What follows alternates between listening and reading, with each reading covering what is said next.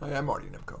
A collaborative style of leadership is increasingly praised, but occasionally, especially when an organization needs a rapid turnaround, an autocratic leader may be hired to turn the ship around.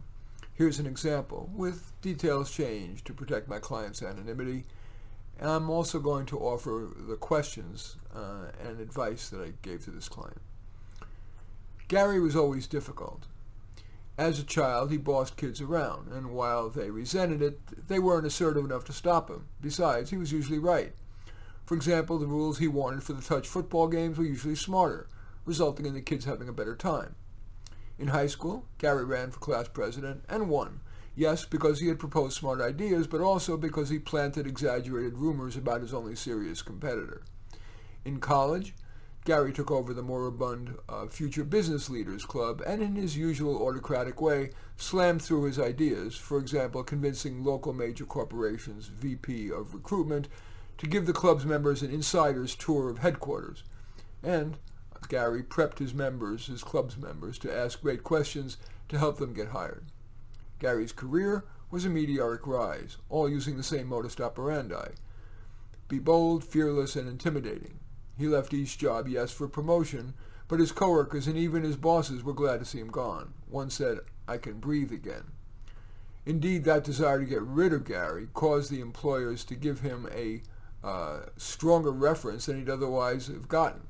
They refrained from saying that he was a steamroller and instead called him a change agent who made transformational improvements happen with breathtaking speed, even in a bureaucratic organization. With ever-growing hubris, Gary was ever bolder, more authoritative, more authoritarian. One of his supervisees even said he makes Neutron Jack, that's the famed feared GEO CEO Jack Welch, look like Mary Poppins. Finally, Gary pushed too far. The board of directors terminated him for, quote, gross emotional insensitivity and destroying the collaborative spirit we have so tried to foster. They refused even to give him a reference. That is when he came to me. I asked him the following questions, especially if you're one of those leaders who, despite being effective, is feared more than respected, let alone liked. You might ask yourself these questions, and if you have such a boss, you might, anonymously would be safer, slip it under his or her door, or U.S. mail it without a return address. Here are the questions. Even after getting fired, many people don't really want to change, or they feel they can't change. The truth? What's the situation with you? What would be the 1, 2, maybe 3 things you'd want to change so that you were still highly effective, maybe even more effective, but were more respected and liked rather than feared? If my client didn't come up with what seemed likely to make a big enough difference, I would offer choices. Do any of the following seem wise and realistic for you? In planning specific initiatives, redirecting all your brain power and drive to optimize results while pleasing your coworkers and thus be more likely to keep your job, as well as to be more respected and, yes, liked.